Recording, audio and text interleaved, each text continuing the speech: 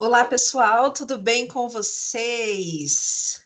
Como estamos na aula de hoje? Estamos iniciando a nossa terceira aula ao vivo da disciplina História da Arte. E olha só, eu sei que vocês gostam muito dessa disciplina, porque hoje a nossa sala de aula online, ela está cheia, e a gente fica muito feliz com a participação de vocês. Me contem, aproveitaram o feriado? Aproveitaram para colocar as atividades de vocês em dia? Porque vamos falar sobre isso nesse momento. Pessoal, estou recebendo muitas dúvidas a respeito da atividade MAPA, no que diz respeito ao formulário da atividade. Eu encaminhei para vocês um comunicado, mas eu vou reforçar aqui. O formulário que está disponibilizado para vocês no ambiente da disciplina, ele está no formato Word, certo? Vocês devem utilizar esse formulário para colocar a resposta de vocês. Após a finalização, pedimos que vocês salvem no formato PDF. Prof, mas a professora Eva gravou vídeo de orientação e ela fala que sobre o formato PowerPoint. Pessoal, não tem problema, tá bom? A questão do formato não vai interferir no critério avaliativo da atividade. Os critérios que serão analisados dizem respeito aos conteúdos que precisam constar no formulário. Como o formulário que foi disponibilizado no ambiente de vocês está no formato Word, podem usar esse formulário, tá certo? Esse será o formulário institucional nesse momento, tá bom? Então, com relação a isso, respondi as dúvidas de vocês? E se ainda tiverem dúvidas sobre isso, pode encaminhar aqui no chat que a gente vai conversando, tá certo? Então, observem o prazo de entrega das atividades, lembrando que a atividade MAPA é a atividade que tem o maior peso avaliativo. Uma outra questão que eu vou retomar aqui, vocês já são uma turma de segundo ano, então vocês realizam a prova presencial no polo de apoio, tá certo?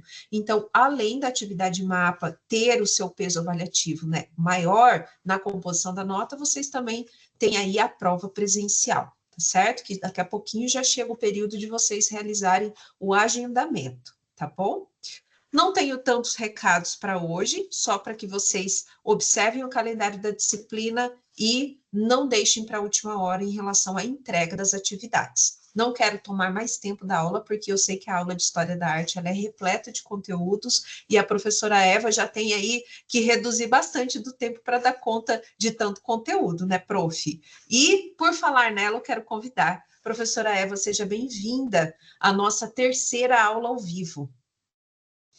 Obrigada, professora Fernanda. Boa noite a todo mundo que está aqui assistindo a gente. Que bom, né, ter aqui a sala cheia. E vamos lá, né? Vamos dar início, então, que como você disse, é muito conteúdo, né, para pouca aula. Então vamos lá, gente. Eu vou colocar os meus slides aqui para apresentar e pedir para a Fernanda só dar aquele, né, aquela confirmada Sim. de que está tudo certo, que está aparecendo. Só um minutinho.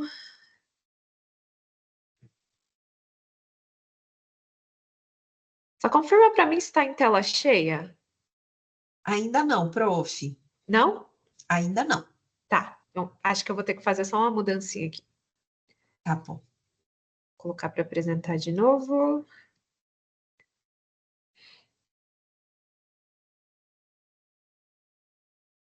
Vamos ver se vai dar certo agora. E agora, tá em tela cheia? Agora está, prof. Então tá bom. Certinho. Obrigada, professora Fernanda. Vamos lá então, né? Bom, pessoal, vamos começar então o nosso conteúdo. Eu espero que vocês tenham conseguido acessar a nossa aula online, que eu deixei gravada para vocês, que foi a nossa segunda aula, né? Ao vivo, né? Que acabou sendo gravada em função do feriado. Nessa aula eu falei bastante sobre o surgimento do conceito de arte, especialmente no Renascimento.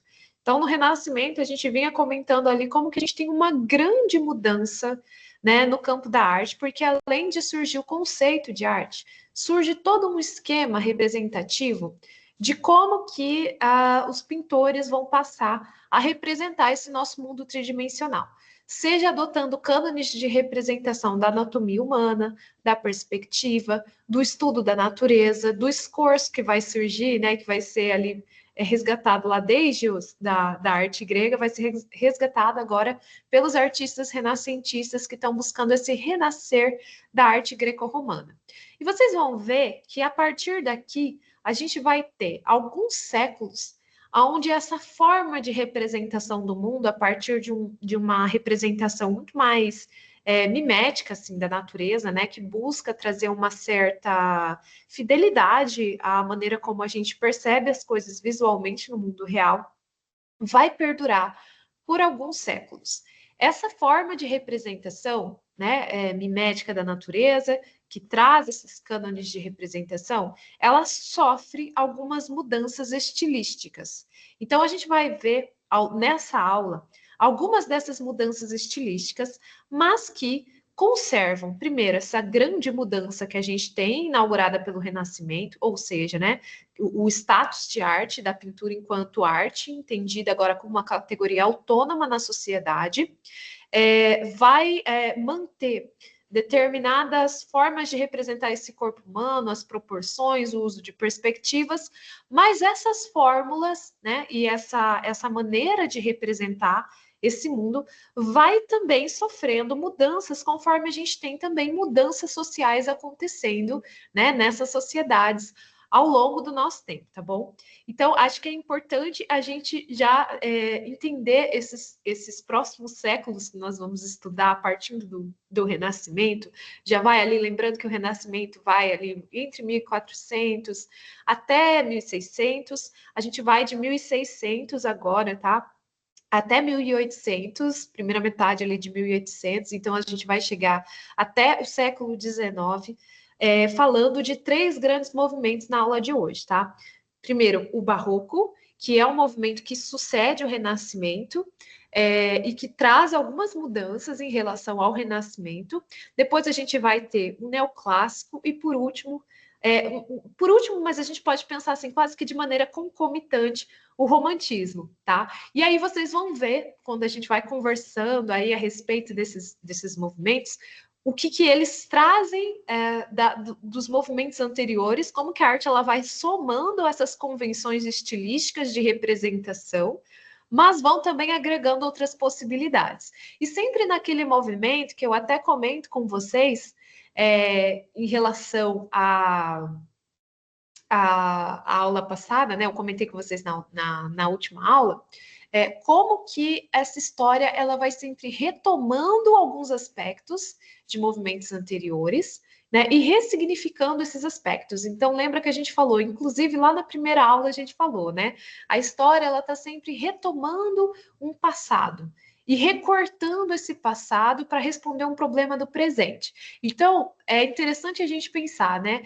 Como que esses movimentos eles vão sempre acontecendo em relação de ruptura com o movimento anterior e retomada com algum ponto desse passado mais longínquo ainda do que esse movimento anterior, né? Esse movimento que antecede, recortando esse período histórico como uma maneira de justificar as questões do presente, de responder às questões do presente, de reviver as questões do presente. É o que aconteceu com o renascentismo, tá? O movimento do Renascimento, e é o que acontece também em muitos desses movimentos que a gente vai ver aqui, tudo bem? Então, esse movimento sempre de retomada. E o movimento que vai suceder, então, eu já falei um pouquinho sobre isso daqui, né? O movimento que vai suceder o Renascimento é um movimento que fica conhecido como Barroco, tá? O movimento Barroco, ele vai ter início, né, ali já em 1600, a gente já começa a ver uma decadência do Renascimento e a ascensão de um estilo novo. Esse estilo novo, ele leva esse nome de Barroco, que é um nome pejorativo, né, dado a esse movimento, pelo movimento que o sucedeu. Então, lembra que a gente está sempre falando dessa coisa, né? O movimento que sucede, ele sempre rompe com o anterior e sempre retoma o mais antigo do que esse movimento anterior. E aí, o movimento que sucede ao barroco é o neoclássico, e o neoclássico rotula o barroco como uma coisa ruim, né? Esse estilo que surge aí lá em 1600, né, e perdura ali alguns séculos, ele vai ser rotulado como um estilo grotesco, absurdo, imperfeito, e por isso que leva o nome de barroco. Barroco, ele remete a um nome que tem um sentido de concha imperfeita. E aí, nesse sentido de concha imperfeita, por que isso é atrelado ao barroco, né? Essa ideia da concha é porque a gente percebe um uso de determinados elementos estéticos e adornos que vão aparecer tanto na pintura quanto na arquitetura.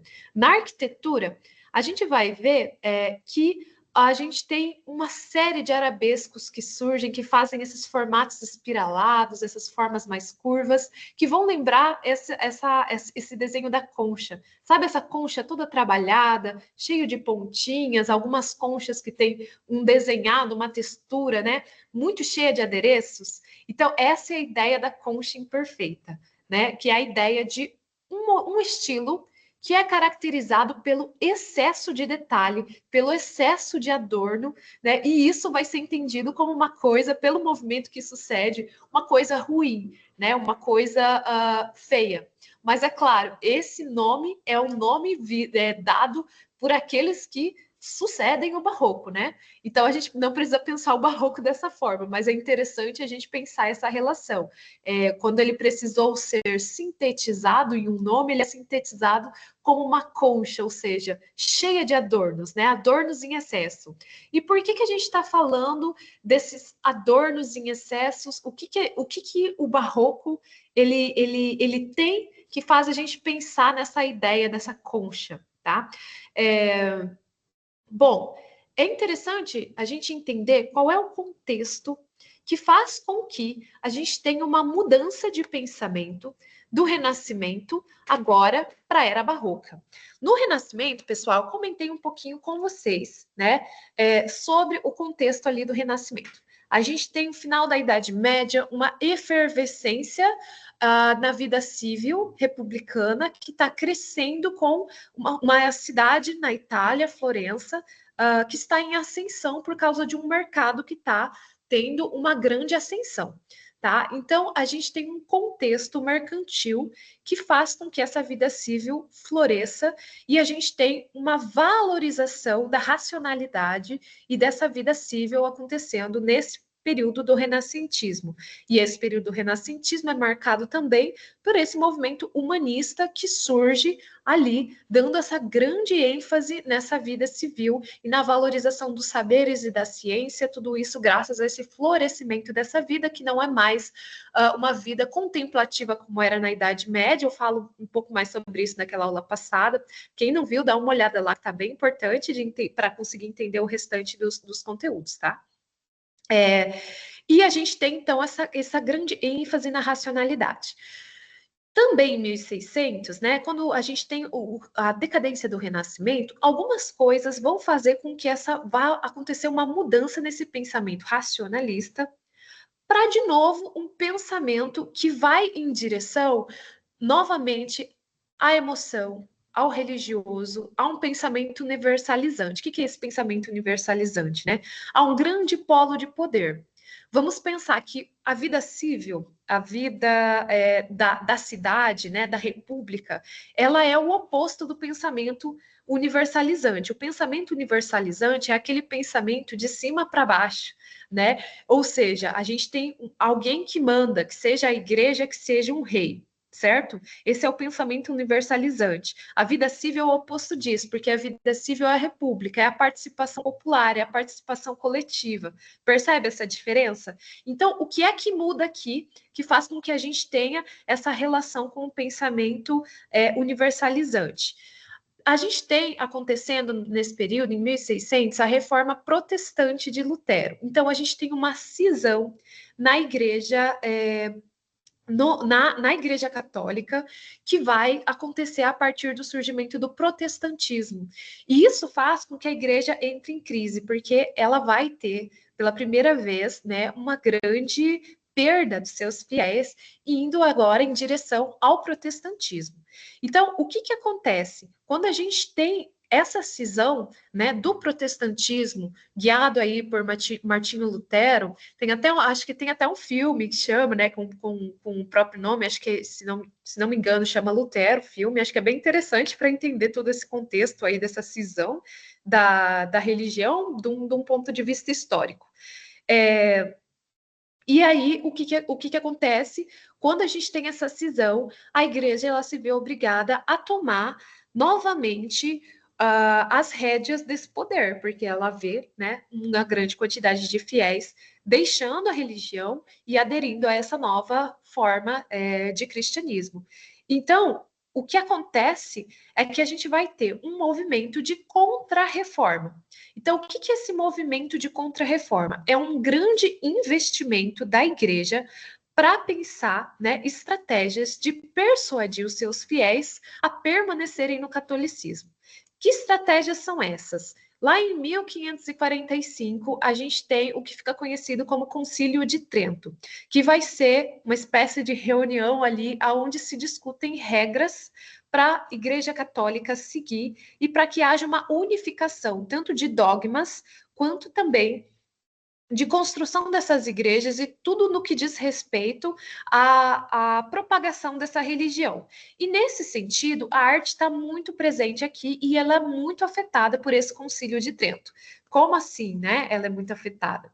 Bom, é interessante a gente pensar que o Concílio de Trento ele vai reafirmar a necessidade da igreja trazer toda a sua persuasão para os fiéis a partir da arte. Então, seja na construção de igrejas que têm uma exuberância muito grande, ou seja também na encomendação de pinturas específicas sobre temas religiosos. Então, a gente vê a igreja fazendo um movimento de buscar comprar desses artistas, encomendar muitas obras de arte, tanto em forma de prédios como em forma, né, de pinturas e esculturas, que consigam persuadir os seus fiéis da grandeza da religião católica, tá? Então, esse é o movimento da Contra-Reforma que vai resultar num grande boom, né, no campo das artes, voltadas para essa arte barroca, que é uma arte que tem um propósito. E qual é o propósito? Fazer uma propaganda dessa fé católica que se vê em crise no momento dessa reforma, certo? Fora isso, a gente tem alguns outros pontos que eu acho que são interessantes a gente pensar, né? Eu estou falando até agora do ponto de vista social que culminou no Barroco, pensando aqui na Igreja Católica. Mas quer dizer então que nos países protestantes a gente não teve estilo barroco, já que o barroco foi tão associado a essa reforma, essa contra-reforma da Igreja Católica, né? Buscando persuadir os seus fiéis. Não necessariamente, porque ainda nesse mesmo período, a gente vai ter outros movimentos que vão levar a uma ideia desse pensamento universalizante que contrapõe o racionalismo civil ligado à vida republicana, né? E também a esse pensamento humanista que caracteriza o Renascimento. Primeiro, a gente tem uma grande descoberta, né? Que não é o Sol que gira em torno da Terra, é a Terra que gira em torno do Sol. Então, vamos lembrar ali do humanismo, né? O humanismo, ele é esse movimento aonde o homem se entende como centro de tudo.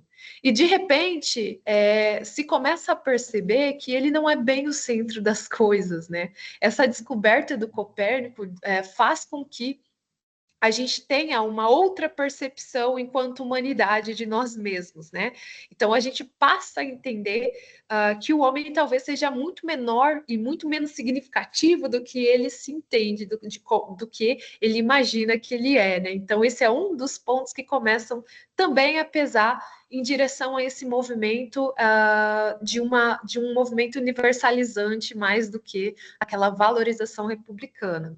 A gente tem também um período de ascensão do pensamento absolutista, tá? O que é o absolutismo, pessoal? Thomas Hobbes vai ser um importante filósofo que vai criar teorias absolutistas com o seu livro O Leviatã, tá? O absolutismo vão ser as teorias que entendem que a sociedade ela é bastante selvagem e que se não houver um poder centralizador, aí de novo, o poder centralizante, né, o poder universalizante, regulando a sociedade, então a gente vai ter uma guerra de todos contra todos. O Thomas Hobbes é aquele filósofo que tem aquela frase bastante famosa, né, que é o homem é o lobo do homem. O que ele quer dizer com isso? Ele quer dizer que o que seria o Leviatã, né? O Leviatã é o poder que eu dou para o Estado tomar as decisões e conseguir controlar todos de maneira que eu não preciso estar em guerra com o outro para poder viver em paz. Porque se eu não tenho um Estado que detém a força, então eu vou precisar sempre lutar pelo que é meu. E isso vai sempre gerar o que é a lei do mais forte, e é como se, então, essa sociedade viva numa guerra infinita de lobos contra lobos, né? Por isso que ele fala que o lobo o homem é o lobo do homem, né? É mais ou menos nesse sentido. Então, o Leviatã é essa figura do Estado grande, essa figura do Estado forte, colocada a partir da figura de um monarca que detém todo o poder de decisão e faz com que a lei seja cumprida. Porque na percepção absolutista, só dessa maneira é possível evitar a guerra de todos contra todos, tá? E evitar que o homem seja o lobo do homem.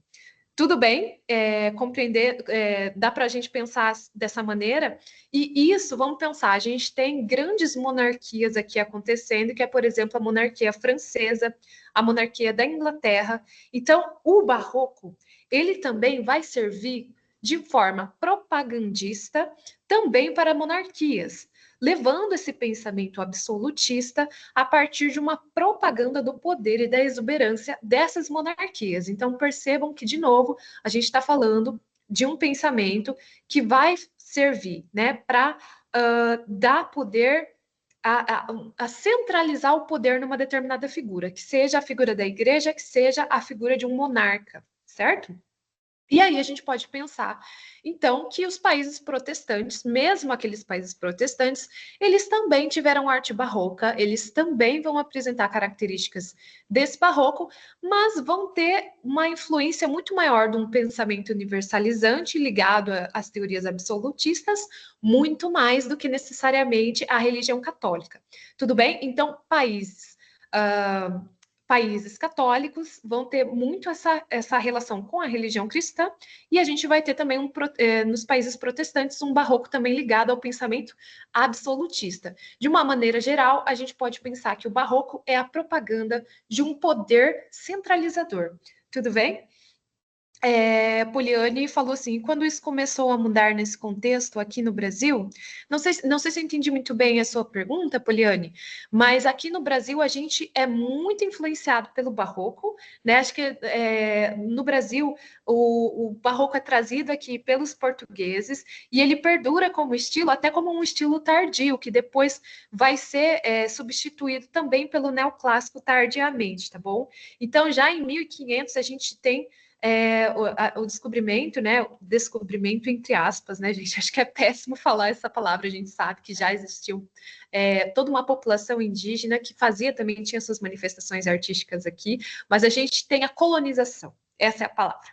A gente tem a colonização em 1500, e aí, quando esse país começa a ser colonizado, a gente tem, então, a vinda do barroco para o Brasil. E o barroco aqui, ele tem características próprias, mas isso é um assunto também para uma aula de arte brasileira, tá bom, gente? A gente pode até comentar um pouquinho depois, eu vou abrir para perguntas, a gente conversa um pouco mais sobre o movimento barroco no Brasil, se vocês quiserem também, tá? Mas só para a gente pensar esse contexto. Então, enquanto está acontecendo lá o barroco na Europa, a gente também tem um processo processo de colonização que se inicia no Renascimento, né? Mas que começa a vir com força para cá, para o Brasil, já ali no final ali de 1500, já no início de 1600, e que é o período onde a gente começa a ter o Barroco, e aí por isso esse movimento é importado para cá, tá bom? Bom, então já comentamos um pouquinho sobre isso. Eu acho interessante. Eu vou direto aqui trazer a imagem, né? Porque senão a gente fica falando e não vê as pinturas. Eu acho que o interessante é a gente ver as imagens. Então vamos lá. E eu vou falando dos tópicos com vocês, trazendo um pouquinho mais dessas discussões. Acho que é interessante a gente pensar, né? Sobre essa relação de um poder centralizador. O que que isso significa de um ponto de vista pictórico, né? O que isso acarreta? Bom, primeiro, acho que é importante a gente pensar, né? Se por um lado o Renascimento ele priorizava uma racionalidade da interpretação, uma das grandes características do Barroco, pensando que ele é um movimento que sucede o Renascimento, ou seja, ele contradiz ou ele rompe com aquilo que era entendido como representação renascentista, ele vai buscar, em vez de enfatizar um racionalismo, vai enfatizar uma emotividade, uma dramaticidade. Essa dramaticidade, ela vai aparecer principalmente em forma de uma luz teatral. O que é essa luz teatral? O barroco, ele tende muito a se parecer como peças de teatro. Tá? A gente percebe que existe uma luz direcional que ilumina só determinadas partes de uma cena e que faz com que essa cena ela tenha esse teor, né?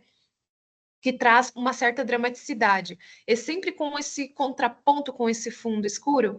Então, a gente tem um alto contraste que fica conhecido como chiaroscuro no barroco, né? E esse alto contraste, por que ele é utilizado? Ele é utilizado para enfatizar a emotividade e a dramaticidade dessas cenas.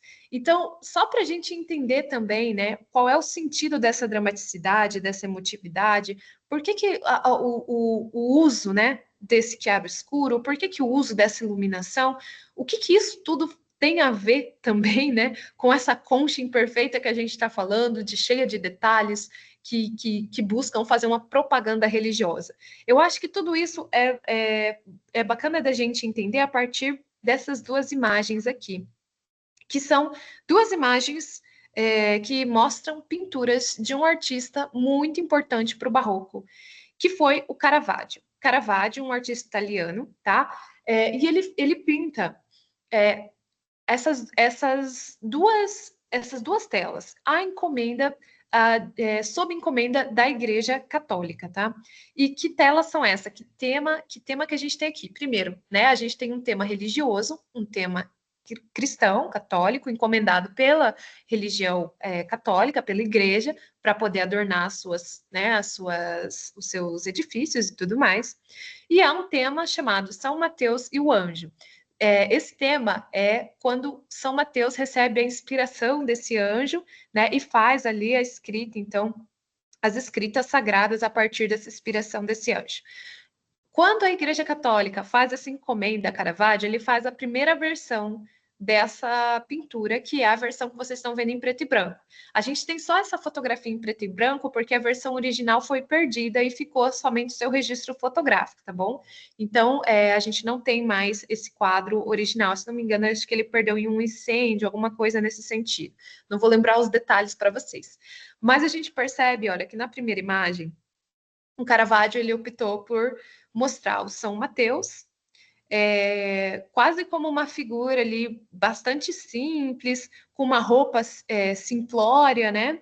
Sentado, e aparece um anjo do lado dele ali, e está mostrando para ele, guiando a mão dele para como ele deve escrever, né, esses escritos, quase como se ele fosse, né, um analfabeto, e esse anjo está ajudando ele ali a fazer esse escrito.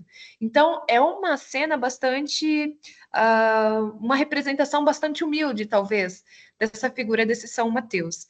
Essa primeira forma de representar que o Caravaggio apresenta para a igreja foi rechaçada e não foi aceita por eles. Por quê?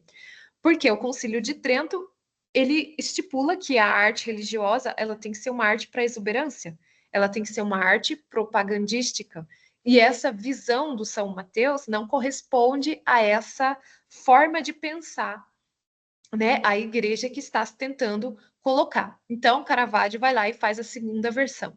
Na segunda versão, São Mateus está vestido com uma roupa muito mais adornada e bonita, né, com aquelas dobras, aqueles drapeados.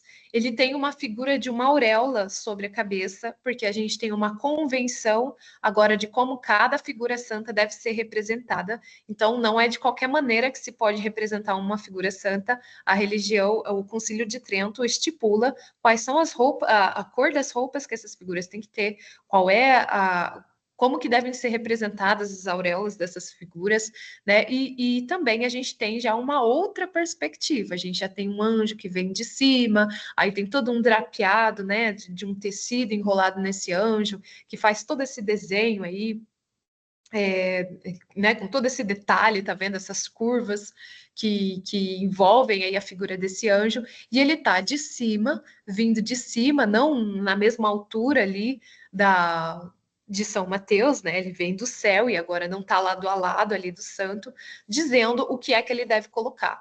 Então perceba que a finalidade propagandística, né, ela vem a partir dessas relações de composição, mas ela vem também a partir dessa maneira dramática com que essa cena é mostrada. Então, essa cena ela precisa impactar esse fiel. É interessante a gente pensar que um livro de um historiador que chama Júlio Carlo Argan, não sei se vocês já ouviram falar, ele é um importante historiador, tanto quanto Gombrich.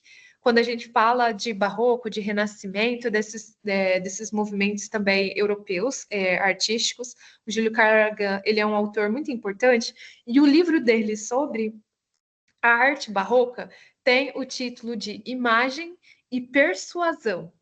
E por que que ele usa esse título, né? O barroco, para o Júlio Carlo Argan, é isso. É uma imagem feita para persuadir. É uma imagem feita para persuadir o fiel em relação à religião, à grandeza da religião católica, ou é uma imagem feita para persuadir o civil, o cidadão, da grandeza da monarquia, né? Então, por isso que a gente fala de imagem e persuasão, né? Por isso que ele dá esse título ao seu livro sobre o movimento barroco, tá?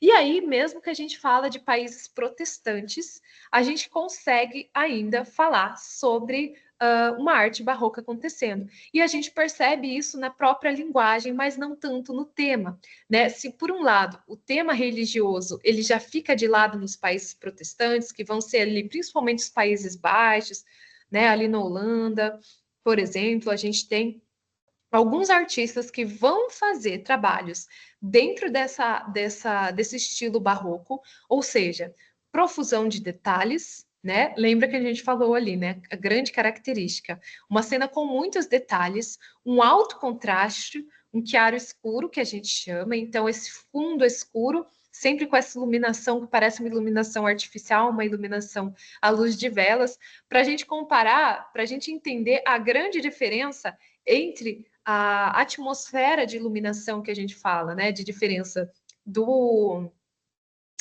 renascentismo para o barroco, basta vocês lembrarem de uma imagem muito icônica do Renascimento. Lembram lá da Vênus? O nascimento da Vênus? Aquele céu azul claro, ensolarado, aquela cena natural, ela ali toda uma composição muito simétrica. Lembram desse quadro? Eu mostrei ele também na aula passada, tá? Então, aquele dia ensolarado, né? Aquela luz delicada, né? E aí, quando a gente tem o movimento barroco, o que a gente tem? A gente tem uma luz artificial, uma luz de vela, esse fundo escuro com enfoque em alguns pontos, como se fosse uma luz teatral, né? Ou uma luz de vela, uma luz artificial. Buscando enfocar determinadas partes da cena e trazer essa carga dramática. Então, a gente já consegue estabelecer essas relações. Aqui no período barroco, e principalmente nos países protestantes, a gente vê surgir pinturas de gênero. Nos países protestantes, a gente não tem uma grande financiadora das artes, como é a Igreja Católica. E aí o que acontece? Os artistas eles vão encontrar outras maneiras de vender os seus quadros. E uma dessas maneiras de fazer isso era fazer quadros com temas prontos que pequenos burgueses poderiam comprar para colocar nas suas casas. Surge, então, o tema da natureza morta, tá? Então, esse tema que vocês estão vendo aqui, da natureza morta, vem muito nesses sentidos. Primeiro se pintava e aí depois se vendia o quadro pronto. Então, são saídas que os artistas vão levando para conseguir fazer a venda desses quadros, que vai variar de lugar para lugar, já que em determinados países a gente tem uma presença da igreja como financiadora, em outros países a gente tem uma grande monarquia e em outros países a gente não tem essas duas grandes financiadoras para conseguir comprar esses quadros. Então, dependendo de cada situação social, a gente vai ter uma arte barroca que vai variar em temática ou vai variar ali em produção. E, é claro, aí a gente pode falar também da arte palaciana, né? O Varteal vai ser um dos artistas que vai trabalhar bastante com a produção dessas cenas, de um estilo artístico que vai ser um grande derivado do barroco, mas que fica conhecido como estilo rococó. O rococó, pessoal, eu não vou entrar muito nesse estilo por causa do nosso tempo, tá bom? Mas ele traz muito toda essa atmosfera barroca, mas que vai trazer muito essa aura palaciana. Então, ele é muito feito pensando nos palácios dos monarcas. Então, quando a gente, lembrando lá, né, barroco e o pensamento universalizante. E o rococó também ligado a isso, pensando na arte feita para esses palácios. Então, são cenas de aristocratas fazendo os piqueniques, espaços do palácio, cenas dessa vida extremamente rica que se vive no interior desses espaços, né, ligados à vida desses reis. Sim, luxo, exatamente, Poliane. É uma arte de luxo, que depois vira aquela estética kit, né? Que a gente chama de estética kit, que vende em tudo quanto é loja de 1,99, para quem viveu ali os inícios dos anos 2000, não sei se vocês se lembram que as lojas de 1,99 vendiam aqueles anjinhos, aqueles enfeitezinhos assim de porcelana, de crianças brincando no bosque, aqueles anjinhos de porcelana pequenininho. Tudo isso é muito inspirado na arte rococó, que era essa arte palaciana que tinham esses temas, que eram adornos de palácios. Então, inclusive, a própria porcelana surge nesse período. Então, é muito interessante a gente pensar como que isso reverbera até hoje, já é considerado uma estética, né, até um pouco brega, uma decoração meio brega, mas na época do rococó era uma arte palaciana, tá? Então, surge mais ou menos como um desdobramento desse período. Gente, avançando, porque nós temos pouco tempo, né? A gente entra, então, no período neoclássico. É interessante a gente pensar que esses movimentos, né, eles nunca, eu acho que eu já até comentei um pouquinho com vocês, mas é sempre bom a gente lembrar. Esses movimentos, eles nunca passam de um para outro de uma maneira abrupta, né? A gente tem sempre assim uma leve decadência que vai culminando no surgimento de um outro movimento, tá bom? E com o neoclássico não é diferente. Conforme o barroco vai decaindo, a gente vai vendo a ascensão de outro movimento. O neoclássico, ele tem também um contexto social que o difere do barroco. Enquanto a gente tem uma arte muito ligada à emoção barroca, porque a gente tem essa relação, né, com a contra-reforma da religião e a gente tem também o absolutismo monárquico, o contexto neoclássico é um contexto da Revolução Francesa. A Revolução Francesa, ela marca um período também de muitas mudanças sociais. E com a Revolução Francesa, a gente vê ascender novamente uma era de racionalidade. Então, novamente, neoclássico intitula pejorativamente o barroco como um movimento ruim, brega, né? Barroco, fora de moda, uma concha imperfeita, para resgatar o movimento que antecede o barroco, que é o Renascimento. Daí a gente vem com o nome neoclássico, novo clássico. Ou seja, novamente, é aquela retomada do passado que faz um recorte da parte que lhe interessa para reafirmar um problema do presente, uma identidade do presente e resolver questões do presente. Então, essa sociedade novamente está pregando um racionalismo e uma vida civil que parte depois da Revolução Francesa, pregando seus ideais de igualdade, fraternidade e liberdade. E com isso vai fazer o quê?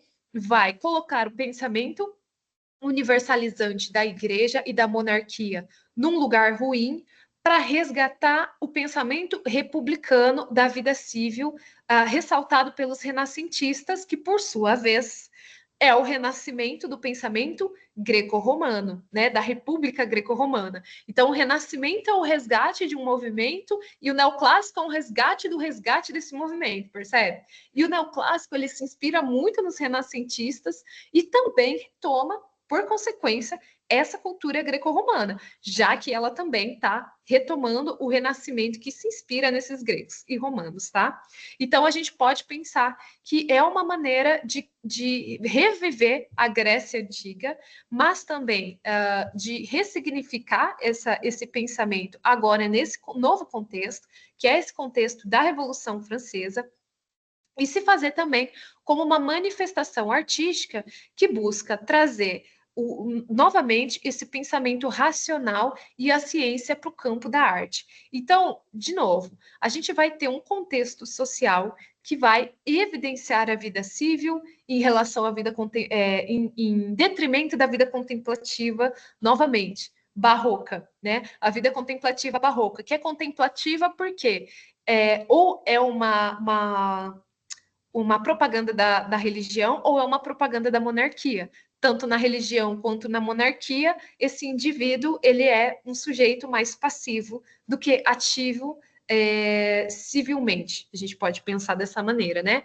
Então, por isso, quando a gente fala de neoclássico, a gente está falando de uma oposição a esse pensamento, a gente está falando, então, de um sujeito que se volta para a vida terrena, para a vida do presente. Então, a gente tem um racionalismo novamente em voga, que agora vai ser trazido de volta, né?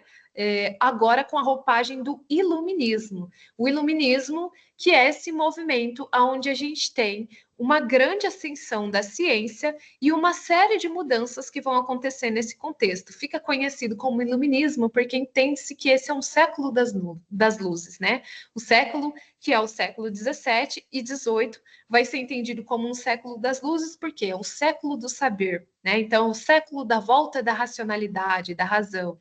E aí a gente tem filósofos como, por exemplo, o Voltaire e o Diderot, na França e na Inglaterra, pregando o racionalismo, entendendo que a religiosidade, né, ligada também ao poder monárquico, vai levar a um pensamento irracional e esse racionalismo vai ser prejudicial para essa população, vai levar a uma vida de selvageria. Então, a racionalidade é entendida aqui como um novo, uma solução para essas questões. É o que há de mais novo, que há de mais civilizado e humano nesse período. Por isso, século das luzes. Então, a gente pode pensar, a gente teve o humanismo, e aí agora, de novo, no século 17, a gente vê surgir um novo movimento que traz essa roupagem do saber como centro da sociedade, que é o iluminismo. E no iluminismo, é interessante a gente pensar que a gente tem essa contraposição, essa irracionalidade religiosa, mas que a gente também vai ter uma série de questões que acontecem nesse período, como, por exemplo, a construção de um método acadêmico de investigação de saberes. A gente vai ter a racionalização do próprio saber estético. Então, a gente tem o Baumgarten, tá? Que vai fazer toda uma ciência das regras do belo, a epistemologia da sensibilidade. Então, o Baumgarten está fundando aí a crítica à estética, né, a filosofia estética, que basicamente vai começar a pensar de uma maneira metódica essas relações daquilo que é estético, daquilo que é sensível, daquilo que é belo, que também se relaciona muito com o que a arte estuda, o que esse campo da arte estuda. Então, isso tem um grande peso e isso é muito importante para o campo da arte nesse momento. A gente viu lá no Renascimento, surge primeiro as primeiras academias, e aí a gente vê, né, acontecer essa relação. E aqui a gente vê novamente, vou passar aqui que eu estou vendo que nosso tempo está um pouquinho curto, a gente vê novamente essa ciência se tornando o grande centro. E a ciência também que vai ter um método acadêmico de pesquisa também enfatizado e que também vai se tornar ainda mais metódico nesse período, tá bom? Então, é um século de muito desenvolvimento acadêmico, apesar que é sempre importante pensar, né? Século das luzes, mas luzes para quem, né? Quem é que acessava todos esses saberes? É claro que a retórica desse movimento é sempre essa, né? Que agora todo cidadão é igual, igualdade, fraternidade, mas era um século, por exemplo, que as mulheres não podiam votar. Então é importante a gente sempre fazer essa diferenciação, né? Conhecimento para quem? Quem é que pode? Bom, pessoal, e aí a gente tem uma retomada neoclássica. Primeiro, uma relação muito grande com heróis de guerra. Então, Napoleão aqui vai ser representado especialmente por um grande pintor que fica conhecido como o grande pai aí do neoclássico, que é o Jacques Louis David. Tá? Então, essa foto aqui dessas duas pinturas, a gente consegue perceber características do neoclássico. Olha só como a gente já tem uma luz bem mais sóbria, diferente daquela luz barroca, daquela luz que ilumina, né? Aquela luz de velas. A gente tem também uma cena que é uma cena de um herói, entendido como um herói daquela época, né? Político, do pintor e do movimento de uma maneira geral, colocada, né, dessa maneira. É pintada como se fosse um grande assunto heróico cotidiano, tá? Então, diferente das cenas religiosas, dramáticas, mitológicas, retiradas de cenas bíblicas, agora no neoclássico se busca trazer as próprias cenas políticas daquela mesma época como cenas dignas de serem representadas. Pessoal, eu tô vendo que o nosso tempo está acabando e eu queria ainda abrir para a gente conversar. Não se preocupem que a gente não entrou ainda no romantismo e a gente vai falar um pouquinho mais do neoclássico na aula que vem. Eu faço uma retomada, tá bom?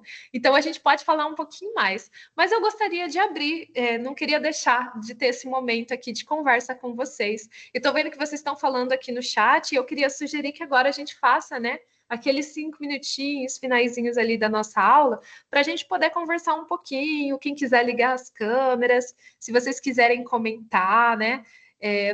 Tô tentando acompanhar um pouquinho aqui no chat o que vocês estão falando. Estou vendo que alguém aqui citou um filme.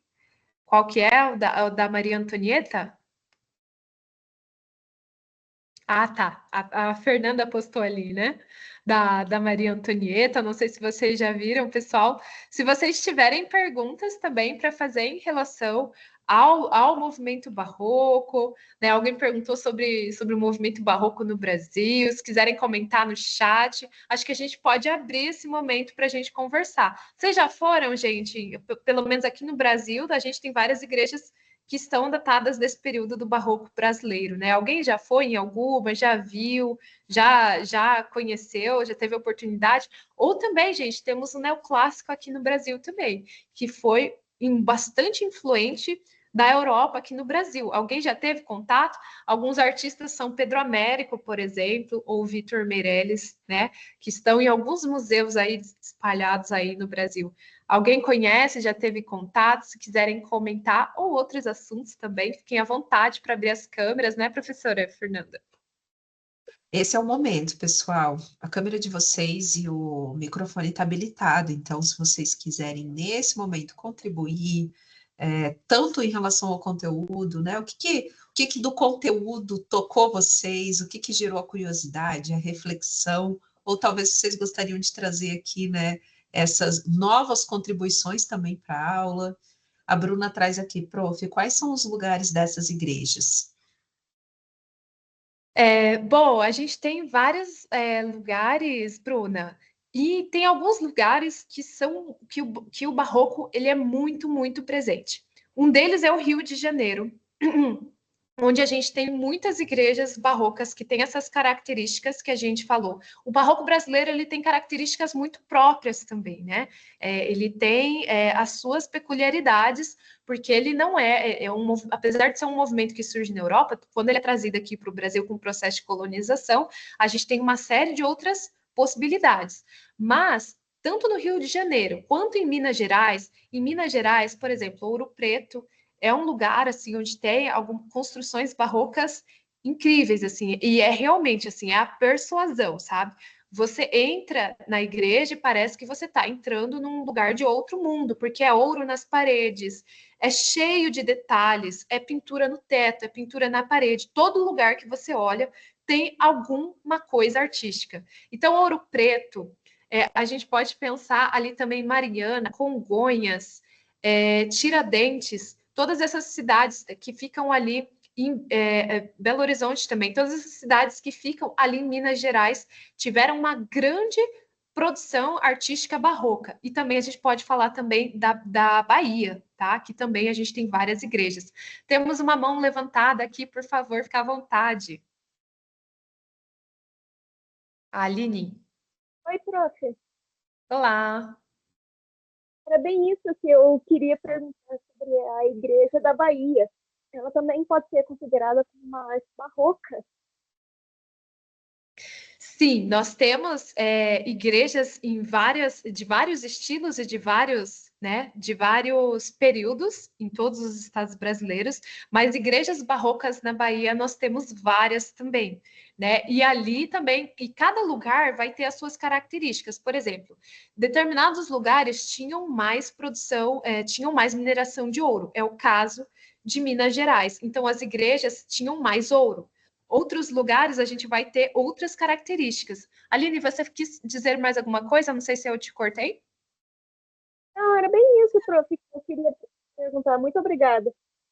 Por nada, obrigada por participar. Estou vendo aqui que a professora Fernanda postou que existe um tour virtual para fazer na cidade de Ouro Preto. Gente, é muito legal, vale muito a pena para conhecer. E a Alessandra falou assim: nossa, é muito conteúdo, né? Tinha que ficar um semestre inteiro, foi isso? É a Alessandra que falou, né? Tinha que ficar um semestre inteiro nessa Foi, disciplina. prof. Sim, Alessandra, a gente tinha que ficar o semestre inteiro para a gente dar conta. Mas a gente tem 4 aulas e a gente vai, então, né, com muita vontade nessas 4 aulas tentar dar conta de parte de todo esse conteúdo. Mas eu entendo vocês, gente, é muita coisa mesmo, né? Porém, gente, olha, vou fazer uma retomada desse conteúdo na aula que vem, porque, como sempre, eu falo demais e não dá tempo, né? Ou é sempre muita coisa que nunca dá tempo. Mas na aula que vem a gente dá uma retomadinha no neoclássico, que eu tô vendo que a gente já tá passando aqui do nosso horário, né? A gente dá uma retomada no neoclássico e eu vou falar para vocês também sobre o romantismo. Gente, o romantismo é um movimento maravilhoso, assim, tem trabalhos incríveis para a gente conhecer. Romantismo e neoclássico acontecem assim meio simultaneamente no mesmo período, né? Mas que são formas diferentes de pensar os mesmos acontecimentos do período social que a gente tem ali, tá? E acho que vai ser assim, vai ser importante a gente conhecer. A gente vai trabalhar, então, retomando esses movimentos e vamos falar sobre um grande ponto de virada aqui na arte, que é a invenção da fotografia, que causa um grande rebuliço no campo da pintura. Tá bom, gente? Então é isso, para a gente não ultrapassar muito mais o nosso horário, né, professora Fernanda? Isso mesmo, prof. Prof, eu posso pedir só para parar de compartilhar aqui, para a gente fazer uma foto final aqui? Às vezes, eu sei que vocês não gostam, às vezes, de abrir as câmeras, gente. Mas, assim, é só para a gente fazer um registro bacana aqui, porque a gente está com a nossa turma bem cheia, então acho que é bem legal a gente fazer esse registro, né? E olha só, vocês falaram que gostariam de ter mais tempo de aula com a professora, né? Porque é tanto conteúdo, e realmente, né, prof, é tanto conteúdo, mas eu quero dar uma ideia aqui, prof. A gente podia criar um Padlet, né? A gente poderia criar um Padlet e eles poderiam postar nesse Padlet curiosidades sobre os períodos históricos, sabe? Cada um vai pesquisando ali sobre o barroco, sobre o neoclássico e vai postando ali no Padlet e a gente vai montando quase que um portfólio de curiosidades sobre a história da arte. O que vocês acham? Podemos fazer? Posso criar e disponibilizar para vocês e vocês participam?